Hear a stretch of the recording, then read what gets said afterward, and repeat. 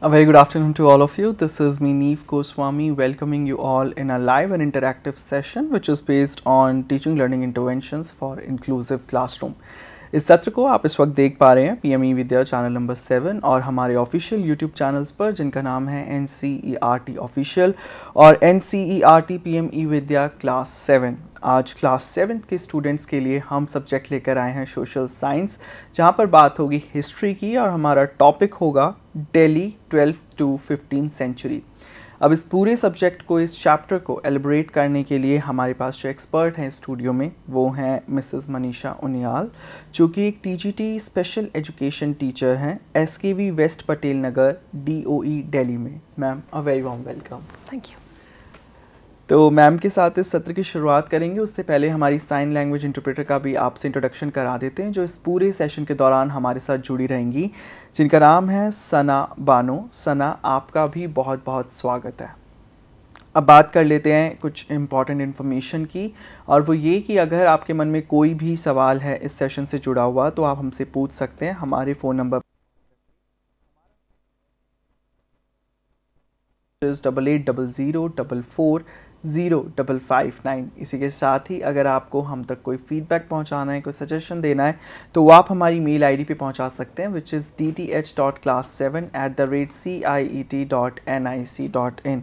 और जैसा कि मैंने मेंशन किया हमारी तमाम यूट्यूब चैनल्स को, तो अगर आपको कोई भी सवाल पूछना है तो आप वहां पर जाके सीधा लाइव चैट बॉक्स में भी अपने सवाल पूछ सकते हैं। तो बिना किसी देरी के चलिए शुरुआत करते हैं इस चैप्टर की, जहाँ पर हम जानेंगे कि दिल्ली पर 12th to 15th सेंचुरी तक किन किन सुल्तान ने अपनी हुकूमत जमाई, किन किन ने रूल किया, कौन कौन से वो रूलर्स थे, उन सब के बारे में हम इस चैप्टर में पढ़ेंगे।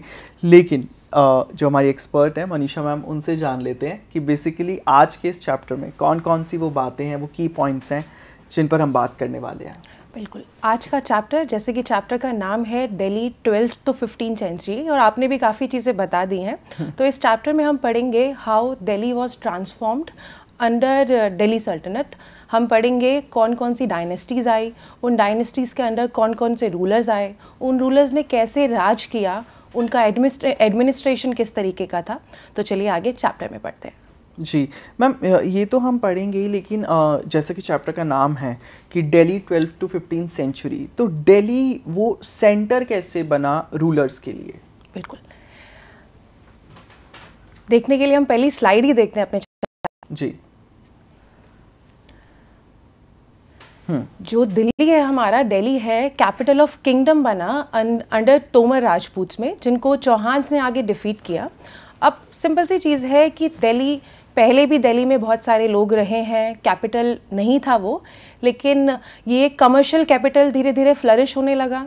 जब यहाँ पे तोमर्स के बाद चौहान्स आए, यहाँ पे राजा रहने लग गए, उसके बाद क्या रहा कि भाई ये कमर्शियल कैपिटल के रूप में फ्लरिश होने लगा। अब कमर्शियल कैपिटल का मतलब क्या हो गया कि भाई यहाँ पे व्यापार होने लगा बहुत सारे। अब जब व्यापार हो रहा है तो जो बड़े बड़े मर्चेंट्स हैं उन्होंने यहाँ पे रहना शुरू कर दिया।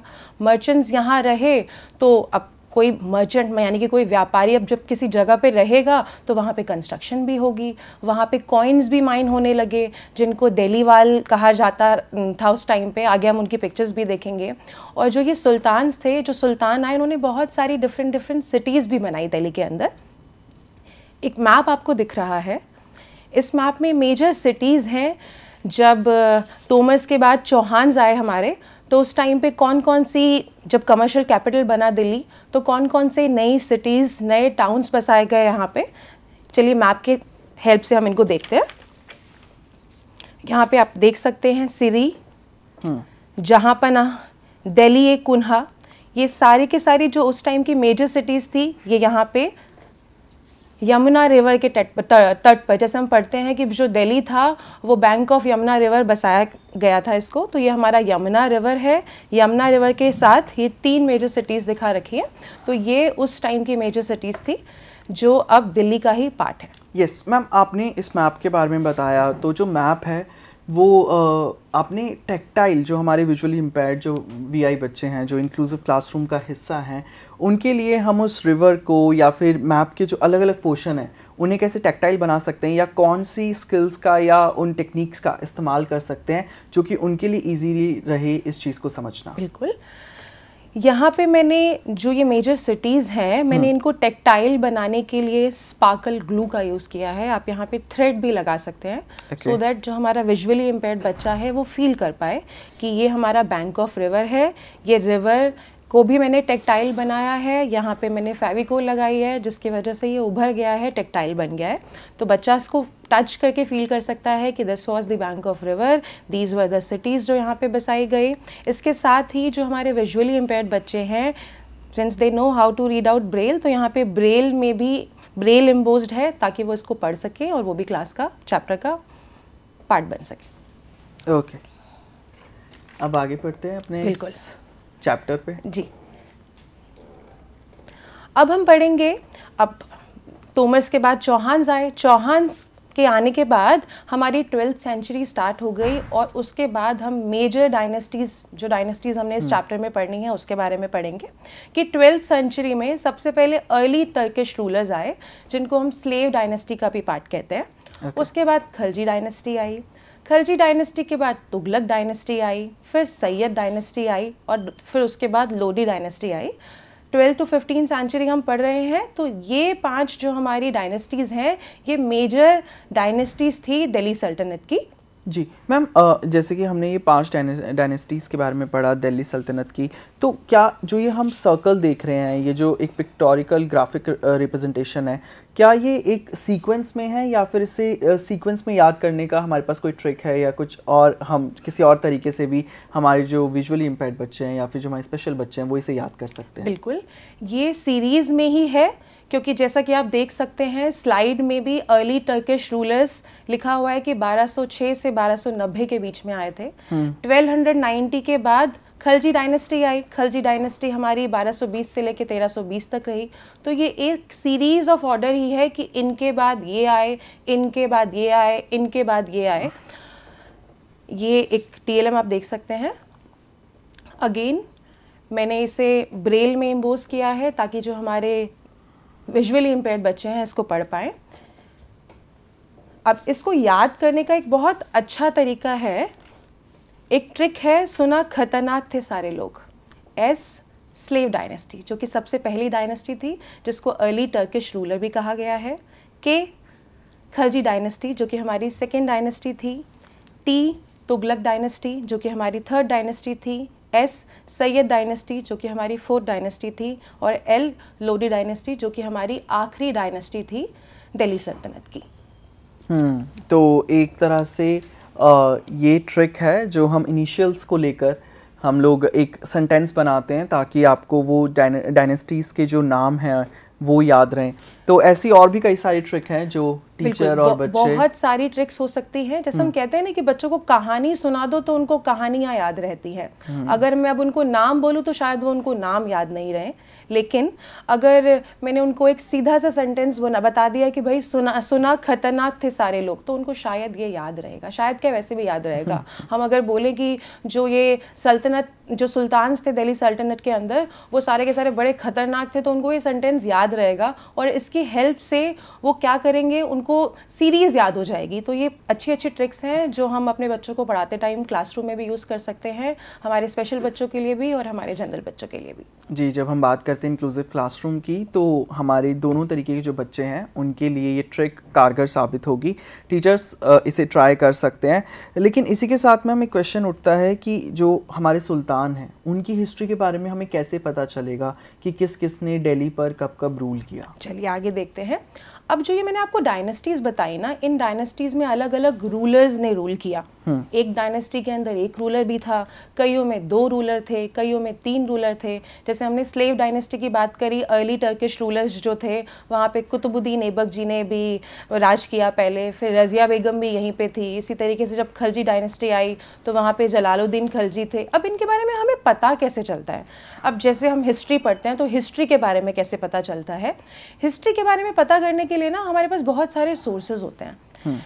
मेजर तो जो हमारे सोर्सेज हैं वो है इंस्क्रिप्शंस, मतलब जो बड़े बड़े मॉन्यूमेंट्स बने हुए हैं उनकी दीवारों पे, कभी आप ताजमहल या कभी लाल किला आप गए हो तो उनकी दीवारों पर आपको दिखा होगा कि कुछ लिखा हुआ है। हो सकता है आपको वो भाषा समझ में ना आती हो, बट वो एक लैंग्वेज थी और उसमें जो वहाँ के राज करने वाले लोग थे, जो अलग अलग रूलर्स थे उस टाइम पे, उनके बारे में लिखा होता है। तो इंस्क्रिप्शन एक चीज़ थी, एक सोर्स है जिससे हमें स्टडी करने में, हिस्ट्री को स्टडी करने में हेल्प मिलती है। दूसरा हमारा कॉइन्स, जब अलग अलग रूलर्स आए तो उन्होंने अपने अलग अलग कॉइन्स माइन करवाए। अब वो जो कॉइन्स है ना, वो कॉइन्स भी एक तरीके से छाप है उस टाइम पे जो डायनेस्टी चल रही थी या उस टाइम पे जो पर्सन रूल कर रहा था उसके बारे में। तो हमें कॉइन्स से भी पता चलता है डिफरेंट जो सुल्तान्स हमारे रहे उनके बारे में। फिर आर्किटेक्चर, अब हम देखते हैं जो अलग अलग रूलर आए उन्होंने अलग अलग आर्किटेक्ट करवाया, उनका जो तरीका था मॉन्यूमेंट्स बनवाने का वो भी अलग था, तो उनसे भी हमें पता चलता है हिस्ट्री के बारे में। या अब हम जब दिल्ली सल्तनत के बारे में बात करते हैं तो हमें पता चलता है उससे भी। और एक बहुत मेजर जो चीज़ है, एक बहुत ही इम्पॉर्टेंट चीज़ है जिससे हमें पता चलता है हिस्ट्री के बारे में, वो सोर्स है तारीख या फिर त्वारीख। तारीख एक सिंगुलर फॉर्म में, यानी कि अगर एक है तो दैट इज़ तारीख, और अगर प्लूरल है मतलब एक से ज़्यादा हैं तो उसको त्वारीख कहा गया। अब क्वेश्चन अराइज होता है, ये तारीख और त्वारीख होता क्या है?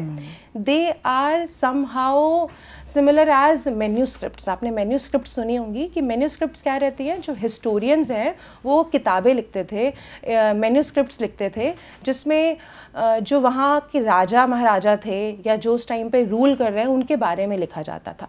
अब कौन लिखेगा? अभी तो भाई सब पढ़े लिखे हैं, लिटरेसी है। उस टाइम पे ऐसा था कि लर्न मैन बहुत ज़्यादा नहीं होते थे, तो जो लर्न मैन थे, लर्न मैन हो सकता है एडमिनिस्ट्रेटर था कहीं का, हो सकता है राजा के दरबार में कोई बैठने वाला पर्सन है जो बहुत ज्ञानी है, उसको जिसको बहुत चीज़ें पता है, हो सकता है कोई पोइट था। तो जो ये लर्न मैन थे वो एक हिस्टोग्राफी लिखते थे, एक किताब लिखते थे जिसको त्वारीख या तारीख कहा गया है। अब इसका भी ना स्टेप होता था कि कैसे एक त्वारीख या एक तारीख जो बुक है वो कैसे बनती थी, उसकी स्टेजेस होती थी। एक पिक्चर आपको स्क्रीन पे दिख रही है, 4 पिक्चर्स हैं इसके अंदर। जो पहली पिक्चर है उसमें दिखा रहा है कि सबसे पहले पेपर बनाया जा रहा है। अभी जैसे पेपर हमें मिल रहा है, वैसे तो पेपर अवेलेबल नहीं होता था उस टाइम पे, तो पहली पिक्चर में पेपर बनाया जा रहा है, पहले कागज़ बनाया जाता था।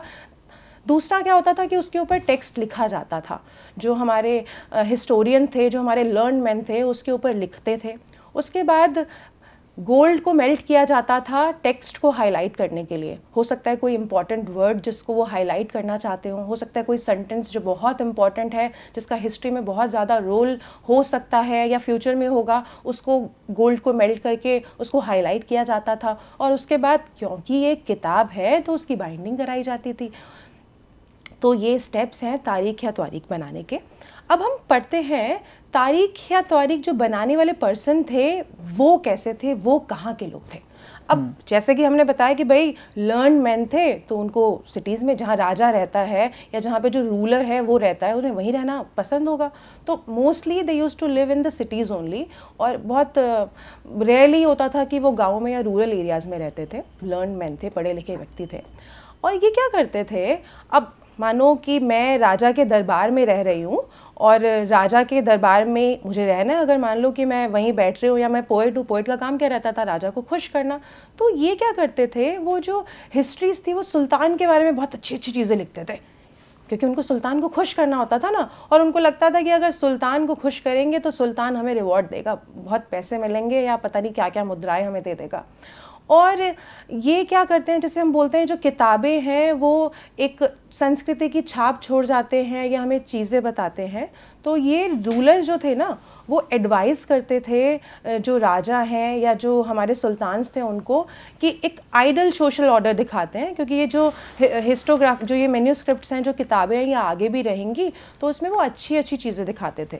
वो कहते थे कि जो बर्थ राइट है उसके बारे में हमें इसके अंदर दिखाना चाहिए, जो जेंडर डिस्टिंक्शन है उसके बारे में हमें दिखाना चाहिए था, वो चीज़ें दिखाते थे। अब बर्थ राइट का मतलब क्या है, बर्थ राइट का मतलब हो गया कि सुल्तान का बेटा सुल्तान, तो वो इसी चीज़ को प्रमोट करते थे थ्रू देयर मैन्यूस्क्रिप्ट्स या फिर जो उनकी जो ये त्वारीख लिखते थे उसके अंदर। और जो उसके बाद हम कहते थे कि भाई जेंडर डिस्टिंक्शन, उस टाइम पे कहा जाता था कि भाई जो विमेन है, जो औरत है, जो फीमेल है, वो उनको मेजर रोल्स नहीं देने चाहिए। मेजर रोल्स नहीं मिलने चाहिए। तो इसके बारे में भी, जेंडर डिस्क्रिमिनेशन के बारे में भी वो वहाँ लिखा जाता था कि नहीं, जो मेल हैं उनके सेट रूल्स हैं, जो फीमेल्स हैं उनके सेट रूल्स हैं, तो उनको उसी को अबाइड करना चाहिए। चलिए, अब एक आगे बहुत अच्छा टॉपिक है सर्कल ऑफ जस्टिस। जो ये माखीर ई मुदब्बिर हैं, उन्होंने 13th सेंचुरी में एक सर्कल ऑफ जस्टिस लिखा। अब सर्कल ऑफ जस्टिस क्या था? जस्टिस, जैसा कि हमें नाम बता रहा है, न्याय। तो उन्होंने कहा कि भाई जो जस्टिस है, जो न्याय है, उसका एक सर्कल रहता है। मतलब ये है कि एक राउंड साइकिल है और वो साइकिल कंप्लीट होती है। ये जी, जी अगर हम देखें तो ये एक टेक्टाइल है इन अ फॉर्म ऑफ ब्रेल। जो ये एक पैराग्राफ एनसीईआरटी में एक्सप्लेन कर रखा है। मैंने एक ये माइंड मैप बनाया है। इस माइंड मैप की हेल्प से हम बच्चों को इजी वे में एक्सप्लेन कर सकते हैं और हम उनको मोटिवेट भी कर सकते हैं कि ऐसे माइंड मैप्स बना के चीज़ें अच्छे से याद रह सकती हैं, इजी हो जाती है लर्न करने के लिए। तो चलिए सर्कल ऑफ जस्टिस पढ़ते हैं। जैसा कि इसमें दिखा रहा है कि जो एक राजा है वो सर्वाइव नहीं कर सकता सोल्जर्स के बिना। अब जो सोल्जर्स है वो सरवाइव नहीं कर सकते सैलरी के बिना। सैलरी उन्हें कहाँ से मिलेगी? उनको सैलरी मिलेगी पीजेंट से। अब पीजेंट्स को सैलरी, जो पीजेंट्स हैं वो रेवेन्यू दे पाएंगे तभी तो उनको सैलरी मिलेगी। अब जो पीजेंट्स हैं वो रेवेन्यू कब दे पाएंगे? जब उनके पास खुशहाली होगी, वो खुश होंगे, उनकी फसल अच्छी होगी। अब अगर अच्छी होगी तो उससे क्या होगा? जो गवर्नेंस है वो बहुत बढ़िया तरीके से रहेगी। अगर बढ़िया तरीके से गवर्नेंस रहेगी तो जो राजा है उनको भी, मतलब बोलते हैं जो पूरा का पूरा जो साइकिल है सर्कल ऑफ जस्टिस हमें यही बताता है कि भाई राजा से सब शुरू होता है जिस तरीके का, और उसके बाद उन्हीं पे आके जो हमारी सारी की सारी चीज़ें हैं वो ख़त्म हो जाती हैं। बिल्कुल मैम, सर्कल ऑफ जस्टिस की हमने बात करी तो ये बहुत अच्छा एक उदाहरण है इस चीज़ का कि हम ये एक बड़े से पैराग्राफ को एक समरी वे में, एक शॉर्ट फॉर्म में इस तरह से सर्कल बना के, इस तरह से एक ग्राफ बनाकर उसको पढ़ें। लेकिन मैम जब हम इंक्लूसिव क्लासरूम की बात करते हैं तो ब्रेल के लिए और ब्रेल भाषा को लेकर इसमें हमारे क्या कुछ मॉडिफिकेशंस हैं? जी देखिए, ब्रेल एम्बोज्ड है यहाँ पे हमारे बच्चों के लिए, यहाँ पे ब्रेल एम्बोज्ड है। उसके अलावा ये है कि भाई ये उनके लिए भी इजी है। एक वर्ड लर्न करना वर्सेस पूरा का पूरा पैराग्राफ लर्न करना बहुत इजी हो जाता है। यहाँ पे जो ये माइंड मैप बना रखे, माइंड मैप भी बहुत अच्छी स्ट्रैटेजी हो सकती है हमारे लर्निंग डिसेबल्ड बच्चों को पढ़ाने के लिए, हमारे जो लो IQ वाले बच्चे हैं उनको पढ़ाने के लिए। तो ये स्ट्रैटेजीज भी आप लोग क्लासरूम्स में यूज़ कर सकते हैं। तो ऑल एंड ऑल आप ये कहना चाहते हैं कि हमारा जब इंक्लूसिव क्लासरूम का कंसेप्ट है उसमें जितने भी बच्चे हैं हमारे पास, उन सब के लिए ये लेंदी कॉन्सेप्ट को छोटा करना माइंड मैप के ज़रिए ये एक कारगर एक चीज़ है, एक उदाहरण है जो हम बच्चों को बता सकते हैं। बिल्कुल बिल्कुल। आप टेक्स्ट को हाईलाइट कर सकते हैं, जैसे कि आप स्लाइड्स में भी देख रखे हैं, देख सकते हैं कि जो टेक्स्ट है वो हाईलाइटेड है। इससे क्या रहेगा, याद करना ईजी होगा। ज़रूरी नहीं है कि पूरा का पूरा चैप्टर, मान लीजिए ऐसा है इंक्लूसिव क्लासरूम में तो बहुत सारे बच्चे हैं जो हमारे स्पेशल बच्चे हैं, वो स्पेशल वर्ड पे फोकस कर सकते हैं, उस सेंटेंस पे फोकस कर सकते हैं। तो ये बहुत इजी हो जाता है बच्चों के लिए लर्न करना। जी, इसके बाद मैम बस हमारे पास टाइम की थोड़ी सी कमी है, just because of the boundation of the time. Razia Sultan के बारे में और एक बार स्लेव्स का जो कंसेप्ट है वो फटाफट से बच्चों को बता देते हैं। बिल्कुल। रज़िया सुल्तान हमारी फर्स्ट फीमेल सुल्तान थी, रूलर थी, जो कि सिर्फ 4 साल ही रूल कर पाई दिल्ली पर। जी, दिल्ली पे। वो जो हमारे सुल्तान थे इल्तुतमिश, उनकी बेटी थी। उनके तो बेटे भी थे, बट फादर ने भी समझा कि भाई जो उनकी जो डॉटर है, जो उनकी बेटी है रज़िया सुल्तान, वो ज़्यादा केपेबल है, इसीलिए उनको सुल्तान बनाया गया। बट जैसा कि हमने पढ़ा है कि तारीख के अंदर भी मेंशन किया जाता था कि भाई जेंडर बायसनेस थी, तो उसकी वजह से वो 4 साल तक ही रूल कर पाई, उसके आगे वो उसको रूल नहीं कर पाई।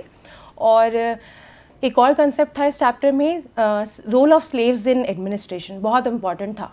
जो सुल्तान्स थे ना, वो भरोसा नहीं करते थे इतनी इजीली, तो वो क्या करते थे, वो स्लेव्स हायर करते थे एडमिनिस्ट्रेशन के पर्पस के लिए। तो उनका वो क्या करते थे कि भाई एक गुलाम, एक स्लेव बना लिया, स्लेव को हायर कर लिया, स्लेव को सैलरी दी गई और उसके बदले में वो अपना काम निकालते थे।